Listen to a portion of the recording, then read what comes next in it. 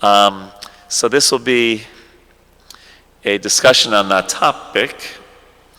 So it won't be like directly Shastra. We're not going to be studying specific verses from the Bhagavad Gita or something like that, but rather talking about Srila Prabhupada's desire for unity and diversity and how important it is to us individually as devotees and also as servants of Srila Prabhupada and his mission. So the way I'd like to do this is keep it really informal. So at any time you have a question or a comment, just let me know, right? So it's not going to just be a lecture. You ready? Seatbelts on? Okay. So first of all, let's define the term. Anyone can read Hindi? What does it say? Very good. And what does it mean in English? Unity and diversity. Very good. Yes. And it's in modern history, meaning modern, meaning not like Shastric history 5,000 years ago, but 2,000 years ago, 2,500 years ago. The term or the concept comes up in Greek literature, in Roman literature, in different places that probably wouldn't be connected. They didn't have the internet in those days. So Taoists, Native Americans. And it also appears in terms of in faith organizations. One of the first times, at least, that people are familiar with it appearing was in the 1930s, the Baha'i faith. And the person who was in charge of the Baha'i faith at that time said that this concept of unity and diversity should be the watchword for the entire organization. It's that important. And I'm not sure if I'm going to be able to switch easily to other stuff, but oops, that's not what I had looked for. The Mormons, let's see if I can find it real quickly. Here we go. This is from one of their literature. Living the gospel does not require people to give up what makes them unique. The qualities that form identity and build character also contribute to the good of the church. For all their differences, Latter-day Saints, that's another name for Mormons if you're not familiar. Latter-day Saints find comfort in their commonality. Whenever they travel, whether it be in Seoul, Sao Paulo, or St. Petersburg, members of the church feel the fellowship of the religious community. Sounds familiar? If you go to a temple in any of those cities that were just mentioned, or Mayapur, or someplace you feel some camaraderie, right? They share a common set of beliefs, a familiar vocabulary, like we say Haribol, right? Haribol is universal. There's a few things that are universal in Iskcon. Haribol, Hare Krishna, and pizza. Everyone likes pizza. They share, okay. Though they may disagree over politics or economics, they grow together as they address differences with understanding and sensitivity. At least that's aspirational. In the end, there are no American Latter-day Saints, European Latter-day Saints, Latin Latter-day Saints, African Latter-day Saints, or Asian Latter-day Saints. There are only Latter-day Saints, pure and simple. So that's in religious. Now in political, this was from a website about India. So India says Hinduism, Jainism, Buddhism, Islam, Sikhism, and Christianity are the major religions. Besides 22 constitutionally recognized languages, there are several hundred dialects. There is diversity not only in regard to racial compositions, religious and linguistic distinctions, but also in patterns of living, lifestyles, occupational pursuits, inheritance and succession of law and practices and rights related to birth, marriage, etc., death, etc. The idea of unity in India is inherent in all its historical and socio-cultural facts, as well as in its cultural heritage. India has one constitution providing guarantees for people belonging to diverse religious cultures and languages. It covers people belonging to all socio-economic strata. And then the Prime Minister of India just said a few months ago Our country is full of diversities, and unity in diversity is the beauty and strength of our nation. And that is what keeps inspiring us. So it's a concept. Is that going to work? Yes. Okay. That is used in many different ways by many different people.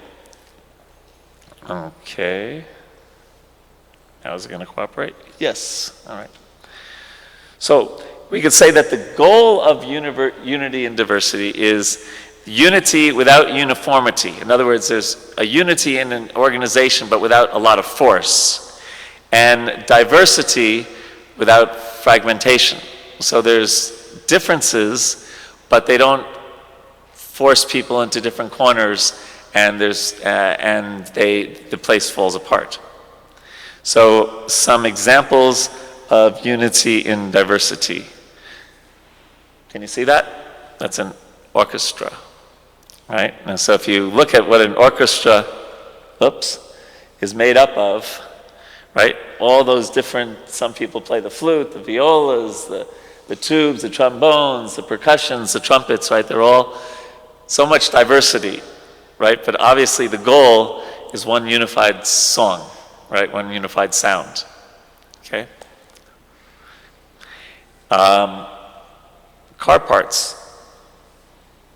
You don't just, right, say, well, I really, if we just have a couple of mufflers and 3 tires, everything's good, right? The whole is greater than the parts, and you need all of the different diversity, all the different parts of a car to put them together and make them into a car. So just a few examples. There's a variety of military branches here in America, right? There's the Navy, the Marines, the Army, and the Air Force, and the Coast Guard. Or even this, right? And this was part of the reason there was a civil war, because there was some states that really wanted to basically say the most important thing is the individual state. But we probably don't even think about it when we say I was born in the United States. We don't actually think that that's significant. They're states and they're all united, right? Right? But that's how actually America was created, taking all these individual states that had their own ideas and uniting them all together into one country.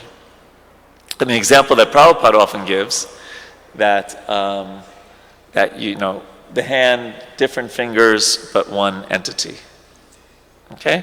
And the other example from Shastra and from Srila Prabhupada is the social body, right? That the Shudras are like the legs, the Vaishyas, the Kshatriyas, and the Brahmanas. But we sometimes say, oh, the Brahmanas are the most important, but try having a society of all Brahmanas.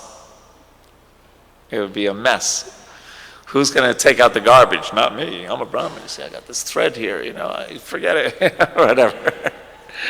It would be like, there was a joke about in the earlier days of Iskcon, Srila Prabhupada had set up the Bhaktivedanta Institute, which were devotees who, many of them had PhDs and were scientists. And it was in Atlanta, and Srila Prabhupada said that because they'll be hosting and inviting scientists and professors over to talk with them, they should get an apartment, and they should make it like a nice apartment with couches, etc. So then the devotees who were living in the temple, they were living like brahmacharis and sleeping on the floor, and the other people who were also often brahmacharis, devotees in BI, had this nice apartment. And so the brahmacharis got a little envious, and they said, high living, simply thinking. Instead of high live, what is it? What is the saying that Prabhupada would say? Simple living, high thinking. High living, simply thinking. Anyway. So, what about Srila Prabhupada's use of this term, unity in diversity? So this is the philosophical part, that every one of us is an expansion of the Supreme Personality of Godhead. That accounts for unity and diversity. And then adding to that is Sri Chaitanya Mahaprabhu confirms the conclusion of Srimad Bhagavatam on the strength of his philosophy of Achintya Bheda Abheda Tattva, That philosophy holds that the Supreme Lord is simultaneously one with and different from his creation. That is to say, there is unity in diversity. So on the philosophical level, there's unity in diversity. We are part and parcel.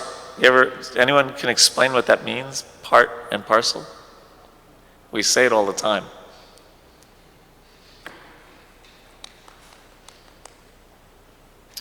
Okay.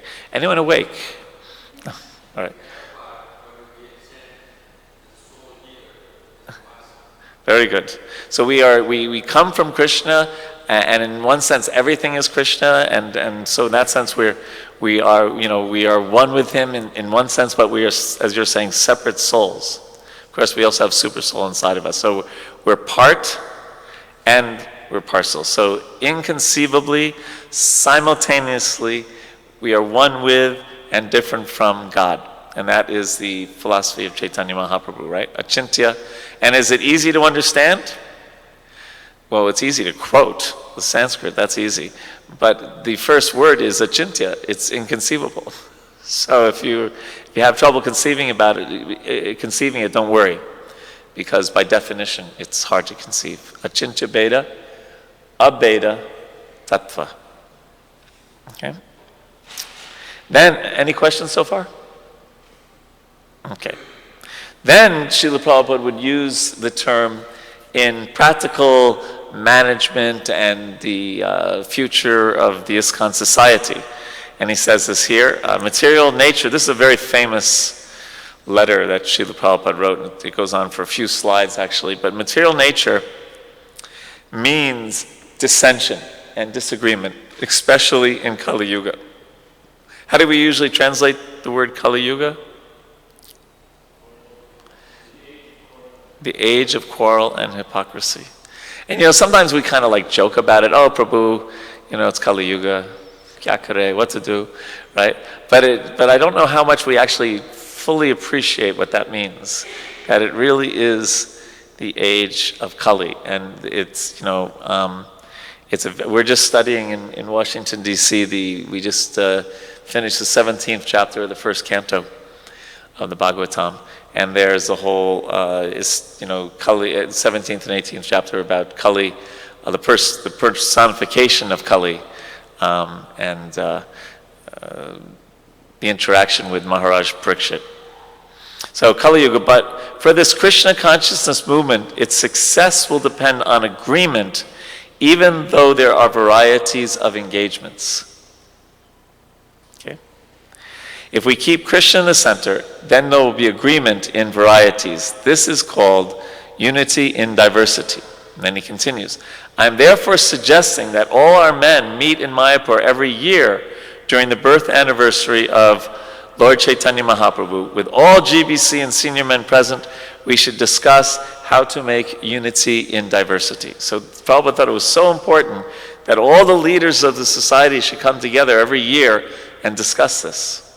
So that's why I was asked to speak on this. It's an important topic. Then he goes on to say, but if we fight on account of diversity, there will... I guess I didn't like that line. Then it is simply the material platform. Please try to maintain the philosophy of unity and diversity. And then he says that will make our movement successful. So it's an important point. And then one last one. This was a discussion with Mr. O'Grady. In the vase, or the vase, there is a variety of flowers. And that variety helps us better appreciate the idea of flowers. That is called unity in diversity. Our students come from different backgrounds, but because they are all in Krishna consciousness, they are unified. So, in this room, do you all come from the same background? I don't think so. Where are you from, Prabhu? Minnesota. Where are you from, Prabhu? Which part? Manipur. Manipur is very close to Minneapolis, right? Same weather. Right. And you're from? New York. Oh, well, he's a special person. I'm from New York. See, this is false identity. What part of New York? Brooklyn, no, he's very special. I'm from Long Island. And Mataji, where are you from? South India. Vishakhapatnam or something like that? Or? Close to Tirupati. Okay. I'll be there in 2 months. Very good. So Tirupati, and if you know, Tirupati and Manipur are not very close to each other. They're also thousands of kilometers away. So Prabhupada's statement is true even in this room. Our students come from different backgrounds, but because they are all in Krishna consciousness, they are unified. Okay. All right. Now, where does diversity come from? Well, we're going to analyze this concept a little bit, okay? Well, first of all, it's the nature of this world. Krishna has arranged for, there's how many species? 7,223,605? 8,400,000, right? So there's different species of life. And how many, do you know how many human species there are? 400,000. So he's created variety. Now, how would it be that in this room, probably if we talked about certain aspects of Krishna consciousness, we might get different points, we might get different opinions, or even this simple. On Mondays in Washington, D.C., we play a lecture tape of Srila Prabhupada's, and everyone gets a printout of it, and they have a pen and like a board to write on. And the idea is that we listen to the lecture of Prabhupada's, and people take some notes. And then after the lecture, somebody will lead the discussion and say, you know, what did you find interesting? What did you find interesting? And there's a variety. For some, the last class, trying to remember some of the points that were brought up. But anyway, but you know, it's one person really got inspired by this sentence that Prabhupada said. Another person got inspired by something very different, right? So where does that come from? Well, part of it comes from Purva Samskars. What does Purva Samskars mean? Past life, exactly. Purva means before, and Samskars means mental impressions. Okay? Just like we use the word samskars, like there's, you know, different samskars for giving the child a name, first day of school, funeral, etc., right? And those are, again, those different ceremonies make a samskar, an impression. So Purva Samskars is what we did in our past lives. And, you know, because all the births that we took in all these different places, they weren't by... Did you choose to be born in Brooklyn? Did you, like, fill out an application? No, right? Yeah, so, you know, it all comes due to our karma and Purva Samskars. So that makes us different. We all have different impressions. You know, in the Nectar of Devotion, Bhakti Rasamrita Sindhu talks about Aprabdha, Prarabdha, Kuta, and Bija. I don't know if you've studied that, but the 4 stages of karma. And the Aprabdha karma is this like big, well, you know, like a big pot of unmanifested sinful activities or a karma, right?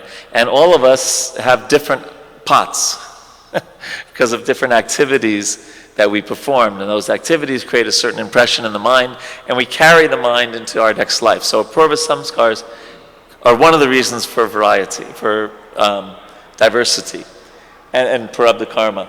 And then as we were born into a different country, you couldn't even imagine the difference between a Brooklyn birth and a Manipur birth. Correct? Very different. Right? Did you eat bagels when you were a child? You know, I asked if you ever had bagels. You know, it's a kind of food that they eat in Brooklyn all the time. And you probably didn't have that. And you probably didn't know how to say forget about it, which is another Brooklyn term. And then he didn't live in Manipur, which is actually, I've been there, it's a beautiful state. Yeah.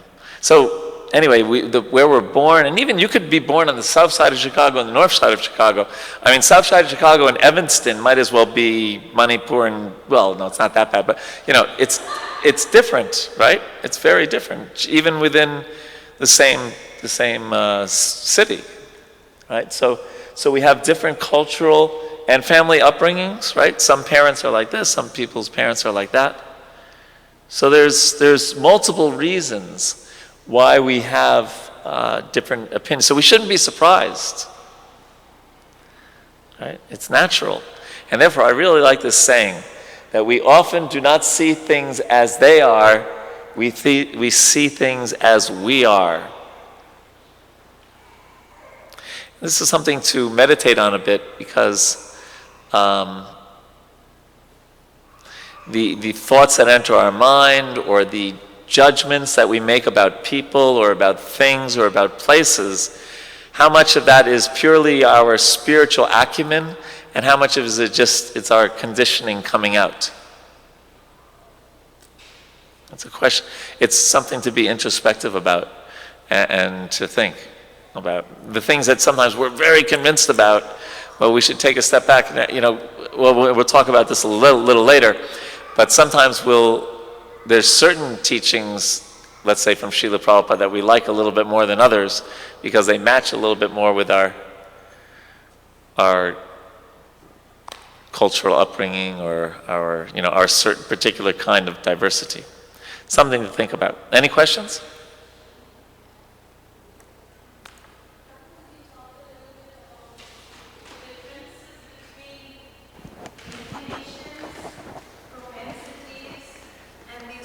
The difference between one's inclinations, propensities, purva samskaras. And I'm thinking about all this based on, when we look at the flower arrangement in a vase. A flower is a flower, and it's not like they're choosing the color. They are what they are. Mm-hmm. But then when we see ourselves what we are, is supposed to be a spirit soul. Right. With only one propensity, and that is to cheat. To cheat? That's the only propensity we have in our scripture. What is the other propensities that's natural? So would you be able to talk something about that? I'm not sure I fully understand the question. But does the question have anything to do with our ability to change our propensities? Yeah, I guess my experience of a lot of the diversity is based on one's inclinations. On inclinations? Yeah. Okay. And how much of that is... And so where do the inclinations come from? They come from our prarabdha karma. They could also come from our early training in Krishna consciousness. Exactly. Our association. Actually, in the 11th canto of the Bhagavatam, there's a list of, this is a little different, but it's connected. There's a list of 10 things that affect what modes of material nature we're affected by. And one of them is our association. One is what we eat. One is what we drink.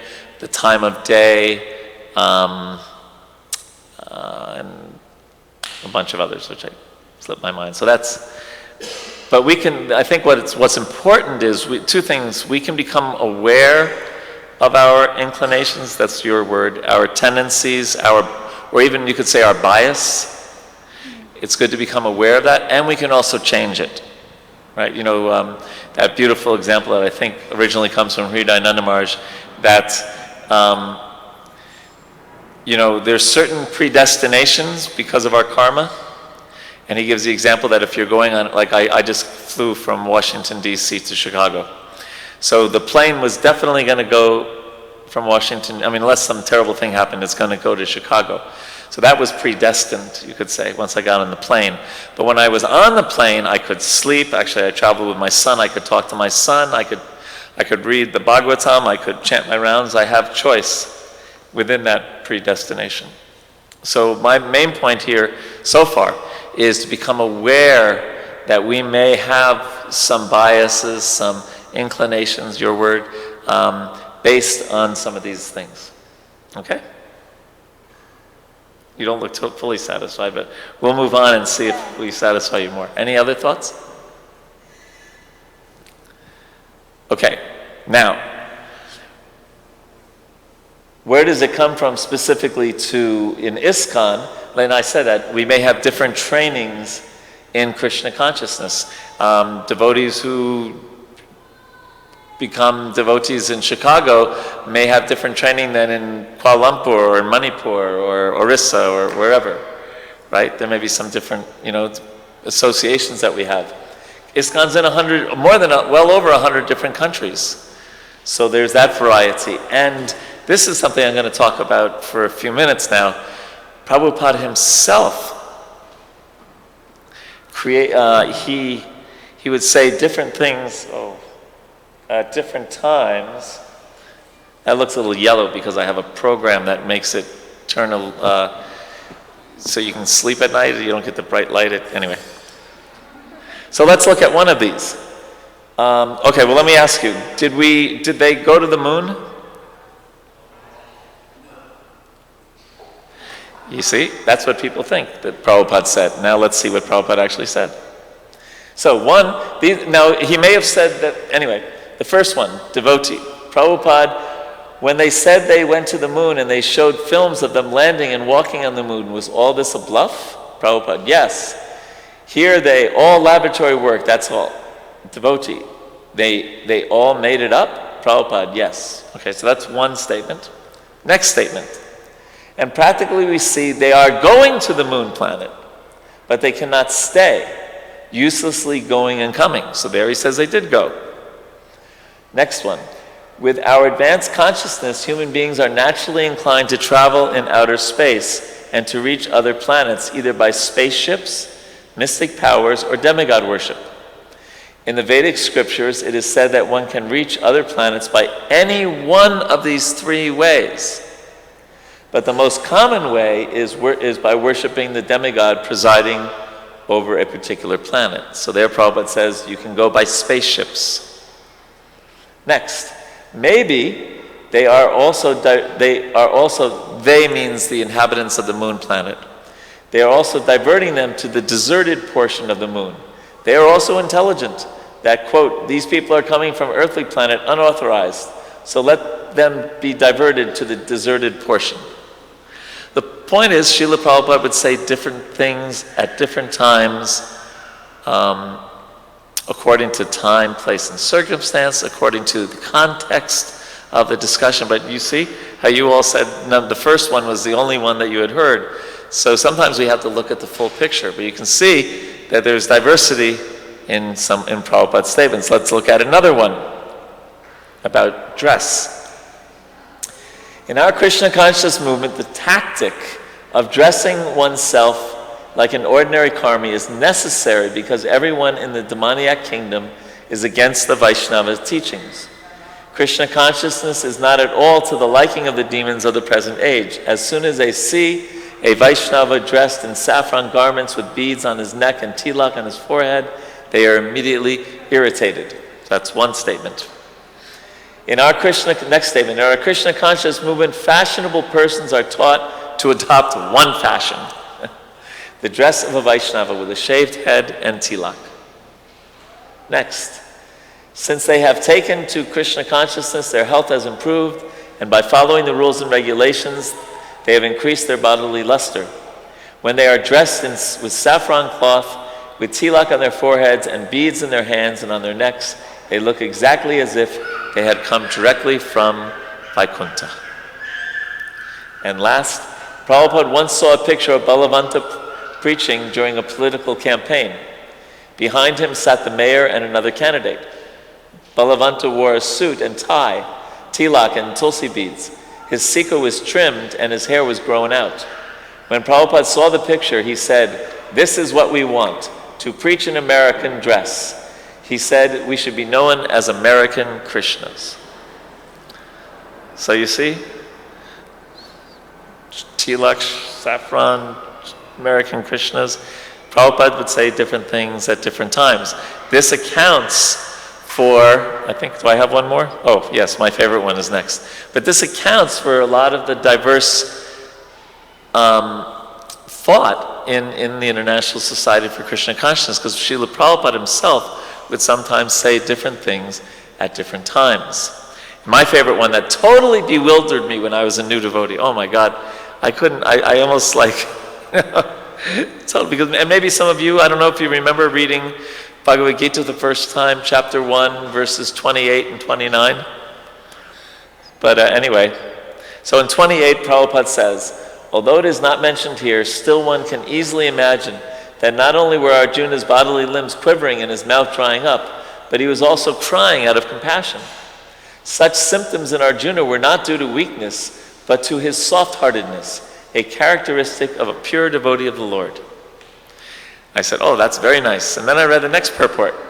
Arjuna's symptoms in this situation are out of material fear, namely loss of life. All these are due to a material conception of life. Now he's actually making, now I can understand the context of the verse. He's making a certain point in a certain time, but you can see that there's differences. And just as an aside, Prabhupada is addressing he's adjusting details or making points within a particular context. He's certainly not changing principles or our siddhanta. Our siddhanta means the conclusion of the Shastra. So I just wanted to make that clear. But what often will happen sometimes with devotees is they'll have what Ravindra Suprabhu sometimes calls a Srila Prabhupada quotes snowball fight. So one person will take the quotes that match their purva samskars and their cultural upbringing and say, this is what Prabhupada said, take that. And then the other person will say, they'll find other quotes from Prabhupada that match their way of seeing the world and throw it back at, and this way, actually not a lot is accomplished except people get a little tired of throwing things. We'll talk more about how to fix this situation. Any questions? Okay, now let's talk about unity. Where does our unity come from? You could say should we be unified amongst all theists? Or how about all vegetarians? How about all Vaishnavas? How about all Gaudiya Vaishnavas? How about all followers of Srila Prabhupada's spiritual master? Or is it Srila Prabhupada? Now we understand that basically, in terms of details of how Iskcon should be run, the unifying principle in Iskcon is Srila Prabhupada. His words, his example, his instructions, right? That's the main. Even if one of these another Gaudiya Vaishnava had said something, if it was different than what Srila Prabhupada had said, then we would stick to what Srila Prabhupada said, right? In our Iskcon organization. So he's kind of like and we talk about all the diversity, just like we have this now after November 14th, 1977, when Srila Prabhupada returned to the spiritual world. So then we have so many different spiritual masters. And there's that diversity, right?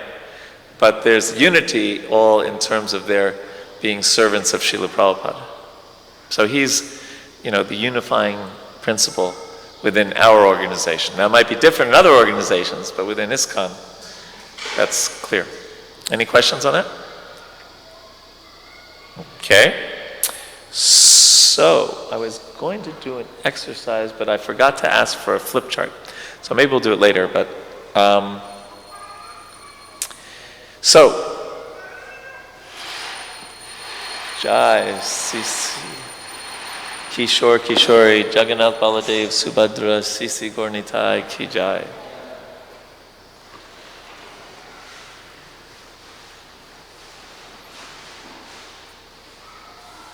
I remember being here before we installed the deities here and putting in the, I don't know if it's still the same thing, but we're putting in the tiles on the altar.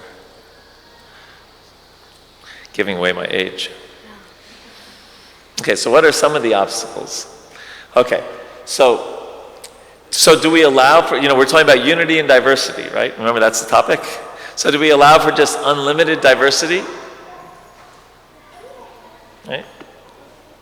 Well, no, right? Philosophically, people, if somebody, basically a Mayavadi is a person who, of course we could have hours and hours of discussions about what Mayavadi philosophy is, but basically saying that, God, okay, there may be a personal God, but that's not eternal. The real thing is impersonal and they have no features. So basically, it's as Lord Chaitanya said, Mayavadi Krishna Aparadhe, that the Mayavadi is like a walking offender, a walking offense, because they basically are saying that beautiful Krishna he's deaf, he's dumb, he's useless. So Mayavad, would that we accept that diversity in our society? Certainly not, right? Or even the idea that Prabhupada is God, which some people over the years have sometimes thought is another kind of Mayavad. Sahajiyism is taking the pastimes, especially the pastimes of Krishna in Vrindavan. You all know what it means. Either prematurely only focusing on those pastimes, and only explaining to other people those pastimes about Krishna, right? That's one of the offenses, in 10 offenses right against the holy name, is to preach the glories of the Lord, especially his intimate glories, to the faithless. And certainly, we don't just worshiping for material success, although Krishna does say anyone know the verse in Bhagavad Gita where Krishna says that even if you approach him for material things, you are a sukritina? Anyone know that verse? 4 kinds of pious people.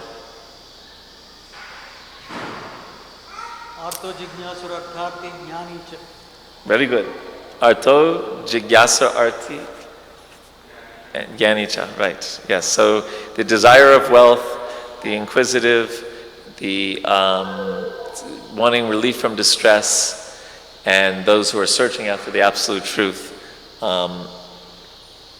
So they're sukritinas. But still, ultimately, that's not how we talk about pure devotional service. Anya bilashita shunyam jnana karma manavritam, that to have no other desire than to please Krishna. And also demigod worship is something that it's outside of, in other words, there's so much diversity in Iskcon, but there are boundaries, right? And so these things that we're mentioning are outside of those boundaries. But there's so much inside the boundary. And then managerially, Prabhupada, I remember I once did a little research project of how many times Prabhupada coined the phrase, mentioned the point about cooperation when he was writing letters about management in Iskcon. And it was, fair to say that it was a principle of Prabhupada's in terms of management, that we have to cooperate. We're volunteers, we're not getting paid big salaries, and yet an organization has to be organized, and that basically means there has to be some cooperation. There can be differences of opinion, but there has to be somebody who finally says, okay, we're going to do it like this. And also, that Srila Prabhupada was the first line of, anyone know what the first line of his last will and testament says? Okay. What's that? That's a great speculation. But it's wrong. He says that the governing body commission, the GBC, will be the ultimate, that's why UMA, the ultimate managing authority for the entire International Society for Krishna Consciousness. That was the first line. So that's actually an important principle that Prabhupada set up, that he didn't set up one person to be in charge, as was often the case in spiritual organizations in India, but he set up a group of people. The GBC will be the ultimate managing authority for the entire International Society for Krishna Consciousness. So if somebody says, well, the heck with those guys, that would be also outside of the boundaries. Right? Okay?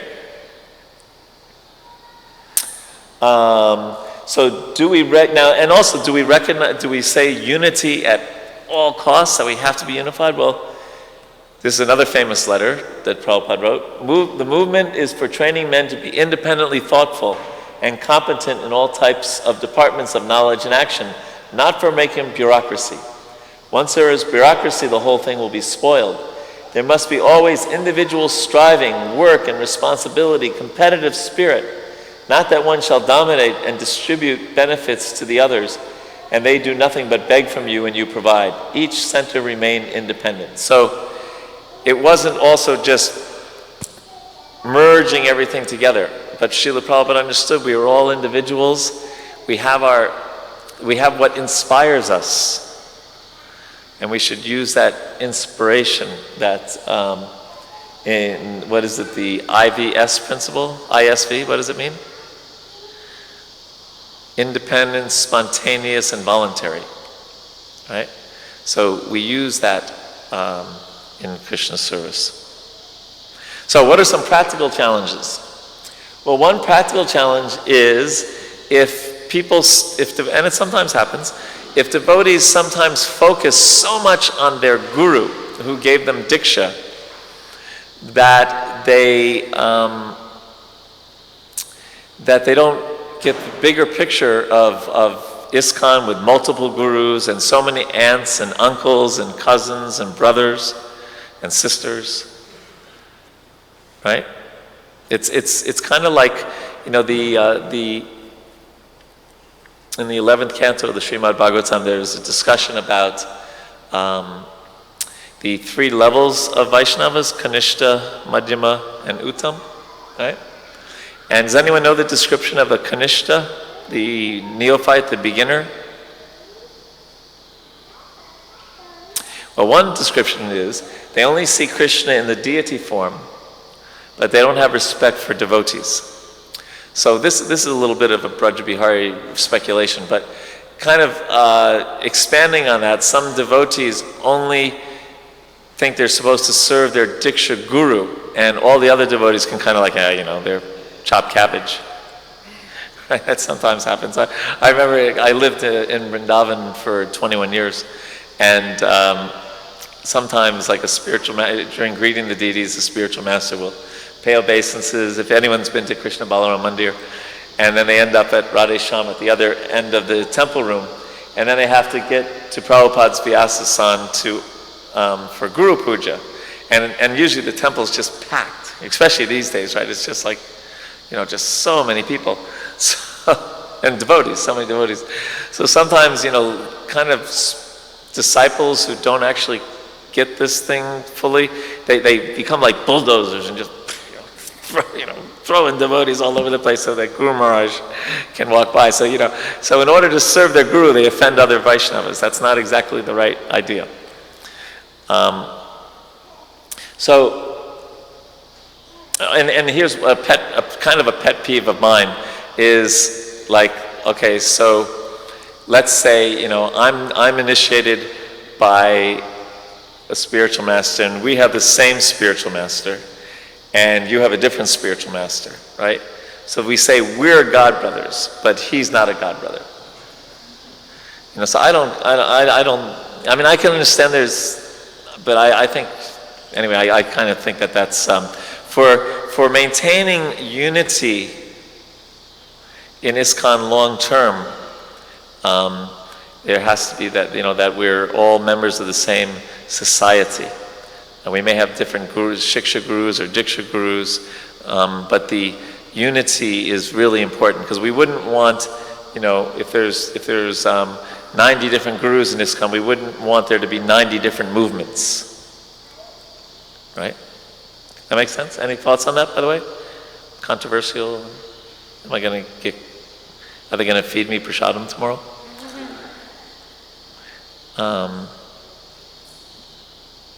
Okay, then this next point, if we fight on account of diversity, then it is simply the material platform. So in other words, okay, things outside of the boundaries, they're obviously, bogus and, right? But within the boundaries, there is diversity.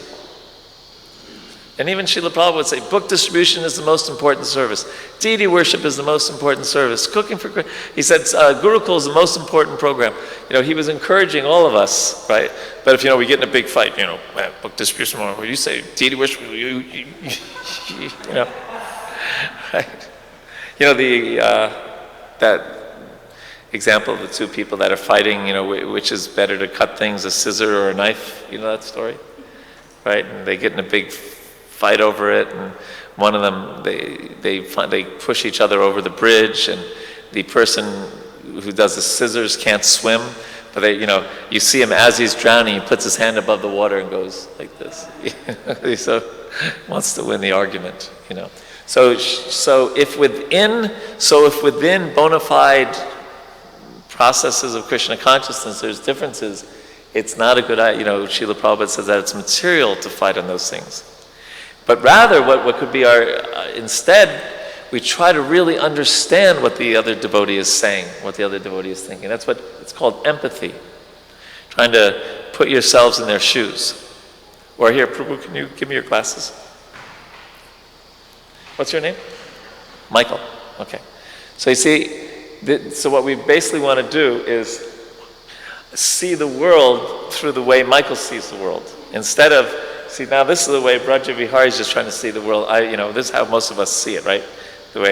But putting aside our way and trying to really understand, thank you, what another person is seeing, that can be helpful.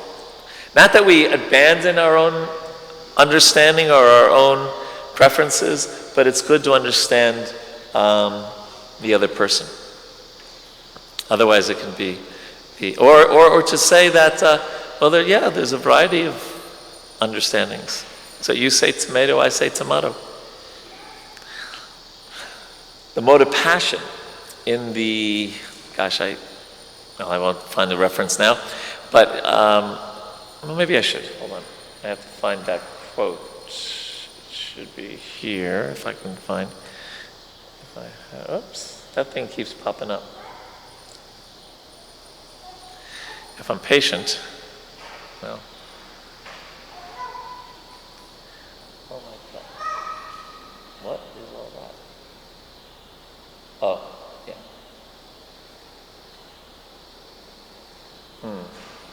Okay, well, we'll go back to this. Because I wanted to get the exact quote, but we won't do that. Instead, Krishna basically, I'm paraphrasing now obviously, but Krishna basically says that in the mode of goodness, one's tendency is to see the unity. Right? For example, look around this room and you see all servants of Krishna, all spirit souls. Okay? Well, of course, if you see spirit soul, that's transcendental, but that's the mode of goodness, to see, even though we see so many different color outfits, men, women, Indian, American, Brooklyn, and I already forgot where Prabhuji's from. Minnesota, right? So the mode of passion, it forces us to focus more on differences. Right? Focus more on differences. So that's one thing that causes us to do the one above, that we fight on account of diversity. So trying to avoid the mode of passion is a great way to, or it's a challenge, we could say, to avoid fighting, or it's a challenge to having unity and diversity.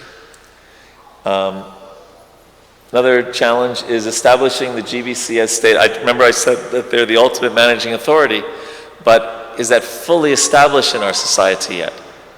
That's something that is a challenge. Bringing leading devotees from around the world together. It's not easy. One of our biggest challenges in bringing devotees to Mayapur is South America. The devotees in South America, first of all, it's a very long flight. It's a very expensive flight, and they're probably most of the poorest countries. So there's thousands of devotees in South America. So just this whole thing of bringing devotees together from different walks of life, from different locations, to keep that unity together is a challenge. And another practical challenge is the flip side of allowing for diversity, is that just everyone has to be like lemmings, lined up one after another. And that's a challenge, because we really want to honor innovation, ingenuity.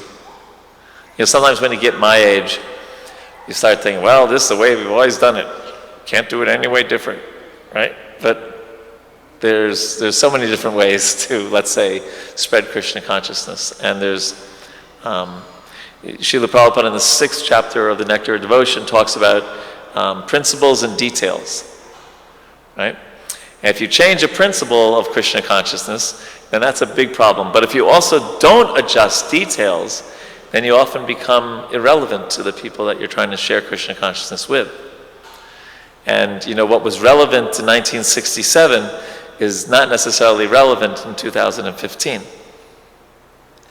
One thing that's sometimes funny is, the first generation of devotees, they use all these terms from the 1960s.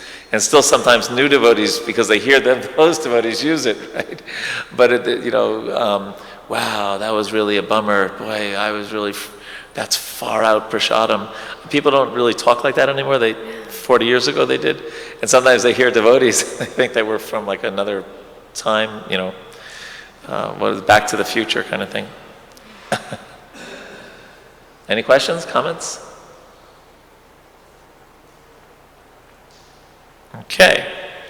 So, helpful tips towards unity and diversity. There's this famous saying, think globally and act locally. Or as Prabhupada told one GBC member, he said, think of the world first and your zone second.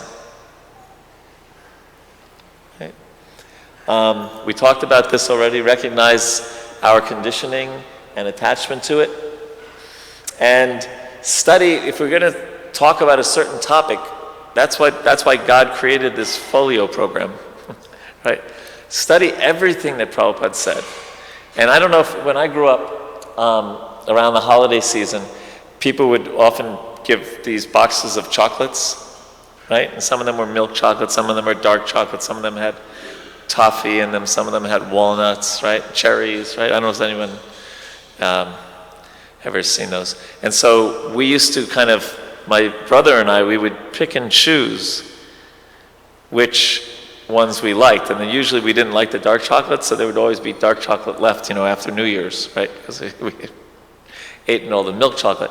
So we don't want to do that with Prabhupada's statements. Pick the ones that we kind of like. Oh, that's a good one, right? Oh, I don't know. Yeah, that one, We want to look at everything that Prabhupada, right? Like with the moon example, or with the dress example, Prabhupada said different things at different times.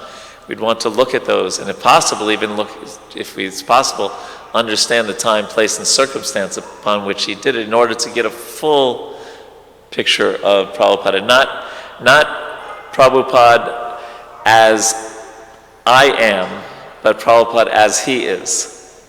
Right? Just like we say Bhagavad Gita as it is. Radhanath Swami's joke about that, right? Many of us have Bhagavad Gita as it is. We keep it on the shelf as it is. Anyway. And then this, I think it's the 7th chapter of the Gita. This word vada is used. And this is a quote from the purport. Merely trying to defeat one's opponent is called vitanda. But the actual conclusion is called vada. This conclusive truth is a representation of Krishna. So that takes some maturity, because if we see, our goal should be so sattvic and so Krishna conscious that we just find out what Srila Prabhupada, what says or what Shastra says, and we accept it as it is, rather than trying to make it kind of what we would like it to say. Does that make sense? Yeah?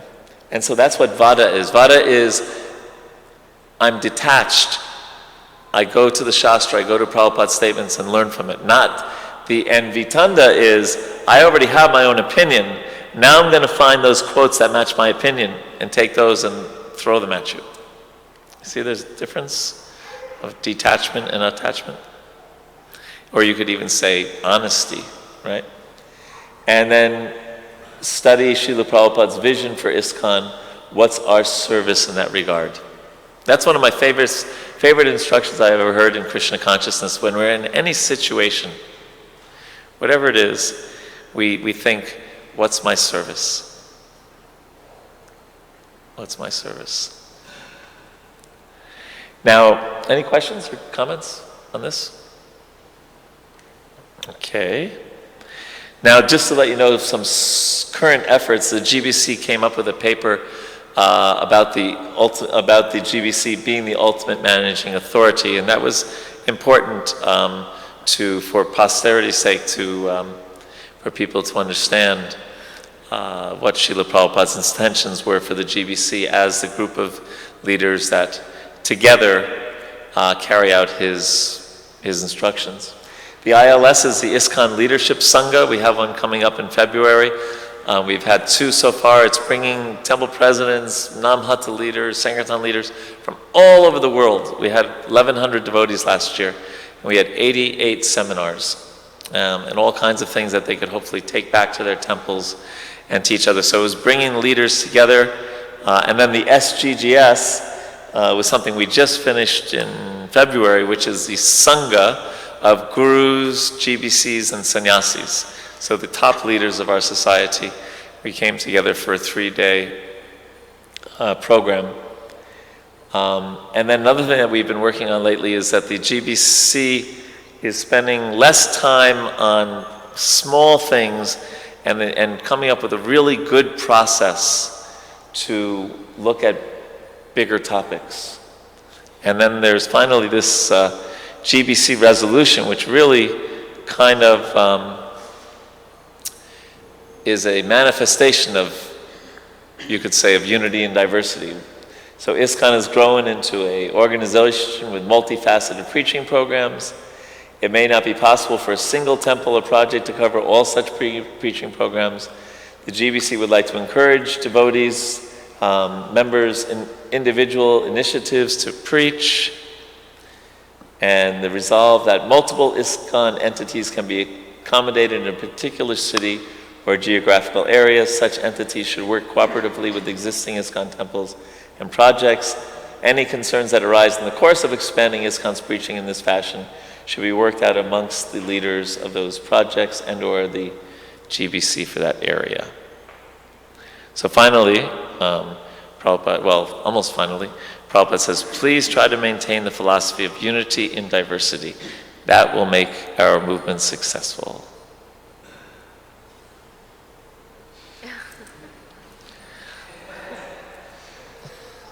So, what questions or comments do you have?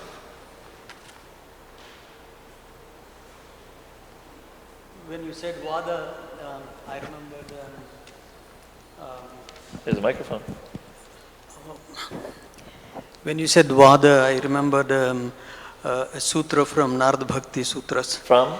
From Narada Bhakti Sutras, which says, Vado navalambhyaha bahulyavakashatvat anyatatvacha.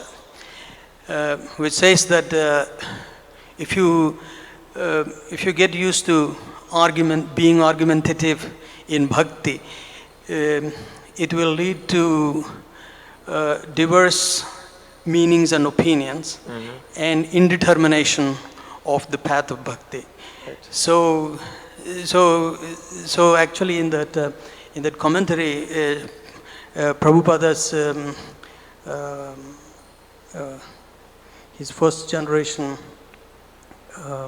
disciples have written the commentary on that. They say that yes, they say that the philosophical truths are to be rather introspected for cleansing purposes and improving bhakti, and not to win arguments. Good, thank you.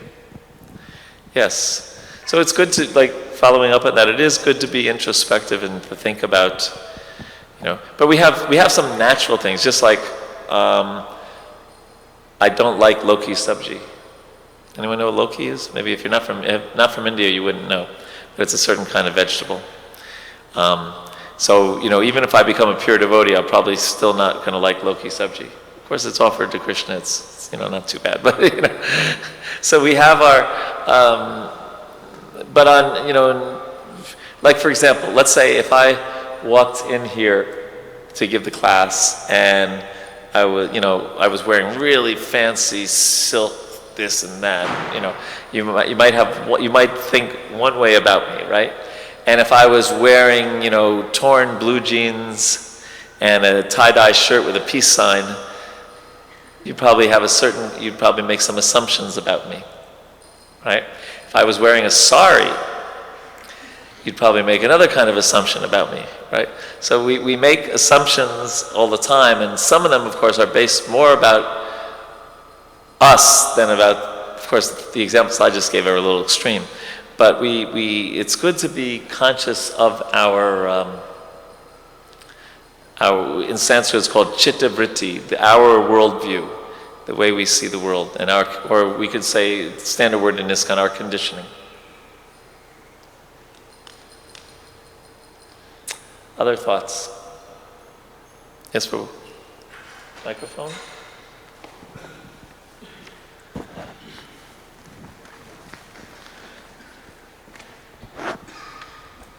Hare Krishna.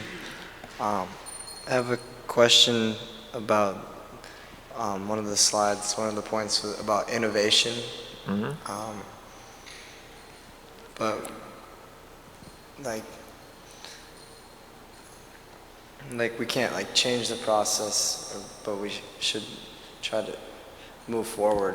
But, that's really subtle. I was wondering if you could go in more detail of that. About innovation and... Yeah. Okay. So you said something about details and principles. Yeah. So a principle, for example, is to share Krishna consciousness with others, right? To help people.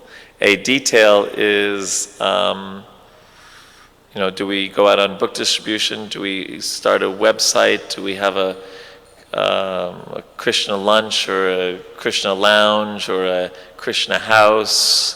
Or do we go to a university, or do we go to a retirement home, or do we go to the south side of Chicago, the north side? Do we use this book? Do we use that book? Do we do we do Harinam sitting down? Do we do it standing up? And we might try something innovative and new. Vaisheshika was talking to us yesterday about how having mini festivals and renting a park and having spotlights on the bhajan party and all that. So that's, and even they bring trees with them even, set up little cherry trees. I mean, so that's innovative, right? Some of the things that devotees are doing over the internet is innovative. But it's this, so those are the details, but the principle remains the same, of trying to give Krishna consciousness to fallen conditioned souls. So it's even Srila Prabhupada once said the best way to control the mind is to think of ways to spread the Krishna consciousness movement. It's kind of pretty much a direct quote. So it's a good use of our mind to be thinking. And so how old are you? 21? And how long have you been practicing Krishna consciousness? A year, okay. So you would know much more about what would attract 18-year-olds, 17-year-olds, 19-year-olds, 20-year-olds than a 57-year-old would, right? So it would be good. So I may have been practicing a few more years than you, but it would be good for me to go to you and say, listen, we want to do more innovative ways to spread Krishna consciousness amongst millennials, people your age. What ideas do you have? Right? Like that. Is that okay? That makes sense? So, but it's a very important thing, because if we change a principle, we're in big trouble, right? But if we don't adjust details, and like we're saying, we may become irrelevant. Now, now the big question is, the $64,000 question is, what's the difference between a principle and a detail? Because they can look pretty similar, right? And Srila Prabhupada gave kind of an enigmatic statement, because he was asked that question and he said, that takes some intelligence. That takes some intelligence. And that is sometimes what devotees will get in disagreements about, because they may not say it like that, but what's in the background is if someone's thinking something is a principle, the other person is thinking it's a detail.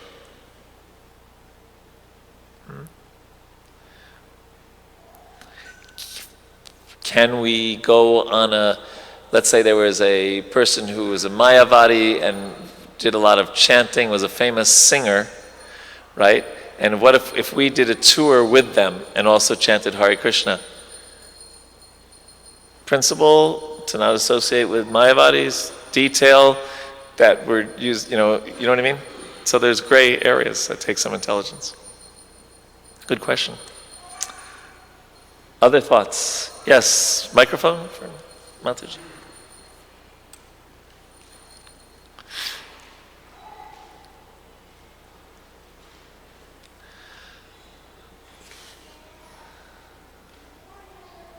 I can't hear you.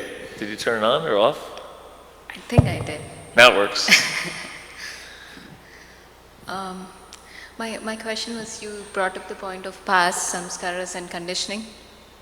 And how do we become aware of our, like, if our thoughts are coming from our past samskaras or from like a proper platform? Like, how would we know? If our thoughts are coming from purva samskars or from where? What's the other choice? Proper platform? Yeah, like more that's relevant to the present situation versus.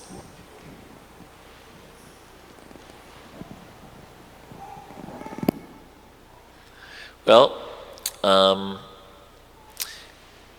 Chaitanya Charitamrita talks about this, it gives 6 symptoms of surrender, right? And it says, the first 2 lines are anukulyasya sankalpa, pratikulyasya varjanam, to accept things that are favorable and to reject things that are unfavorable. So I don't know if it's favorable to try to analyze, which past life did this one come from, or to just weigh our thoughts against our knowledge that we learn from Guru, Sadhu, and Shastra of what's favorable and what's unfavorable. It's kind of like, the origin of the jiva kind of question. And Srila Prabhupada's regular statement, my favorite answer to that is chapter 13, verse 20 of the Gita. In the purport, Prabhupada says it doesn't matter. It's just like if you got thrown in a lake and you're struggling to get to the shore, you're going to take out time trying to philosophize, how did I get here? Or, get out. So kind of like trying to figure out. It may not be easy to decipher, although I think in general we can take a step back, kind of like go in a helicopter and look down at our life and look down at our mind. It's a good exercise to do that because it's a good exercise to separate ourselves from our mind and to watch our mind as an observer. Right? And you see it, you see that mind going all over the place, and when is he going to shut up so I can take prasadam? And I thought this class was supposed to over at 7:30 and it's already 7:40, whatever our mind, and to observe our mind and almost not even be so judgmental, but just observe it going over here and there. We might say, gosh, that's probably, maybe that is a conditioning because I'm in the bodily concept of life or whatever, but just making that. It's a big challenge for devotees to separate us from our mind.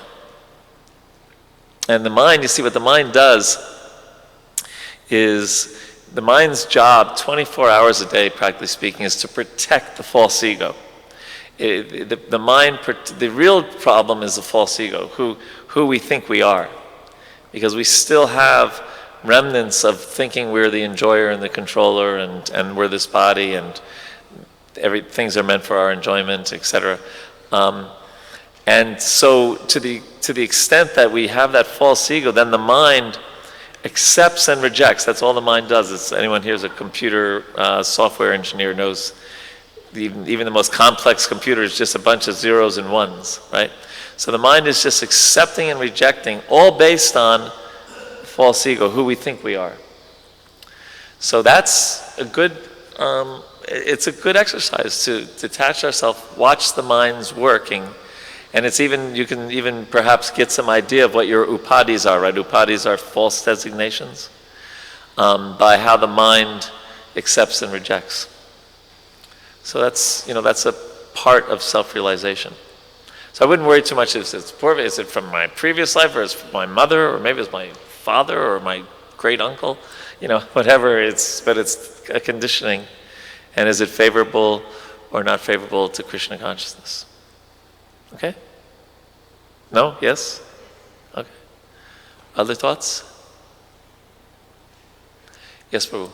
Microphone? By the way, I was told to go till 8, so I hope your stomachs are okay till then. Hare Krishna. On one of your slides, it showed like different groups, larger and larger groups. Like, yeah. Focusing down onto like a sense of unity coming from our faith in Srila Prabhupada, being a member of Iskcon. So right. that's like our primary like circle of unity. Mm-hmm. But within that, there are like smaller, more like specific groups of like give you a sense of unity that's kind of like unavoidable. You mean even smaller than? Within Iskcon, like let's say, like we're all devotees that serve in the Chicago temples, and that'll give us a sense of unity. Or more specifically, we're all there's a group. The of brahmacharis have their little. So yes. How do you balance like smaller groups? That's fine. That's a great question. Very good question. That those are all fine as long as we also maintain the unity. That's why it's such a great concept, unity in diversity. They're the yin and the yang, that you need both. Right? So if you just thought Iskcon means Chicago Brahmachari Ashram, it's a little small-minded. Although they're such nice brahmacharis, it's fine. But you can say, yes, my sangha, my inspiration, a lot of it comes from being with the brahmacharis in Chicago, and I'm a member of this worldwide organization with brahmacharis in Kuala Lumpur, also, that I probably would like to hang out with sometime if I could. So, but yes, there's nothing at all wrong, because again, we need identities, at least in this stage of our Krishna consciousness. So that's healthy, as long as it's just not exclusive. Right? That's the point. All right. Will you forget it if I keep going for a minute? Yeah, no. Okay. Because I'm so old, I forget things. We can sometimes team up with these bigger groups also.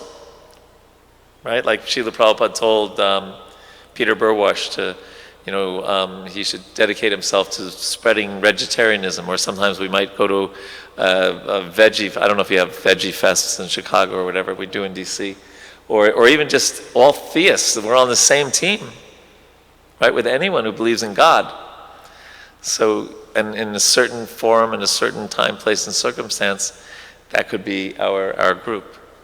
But in terms of ultimately like the details of Iskcon, it would be Prabhupada. Yes, your second point? You just answered it. Oh, did I? I was going to ask about the large I'm so smart. Thank you, Prabhu. Yeah. Because and we found sometimes, and this is again one of those sensitive things, right? But if it's done well, teaming up with bigger groups can sometimes be helpful. It can be a win-win kind of situation.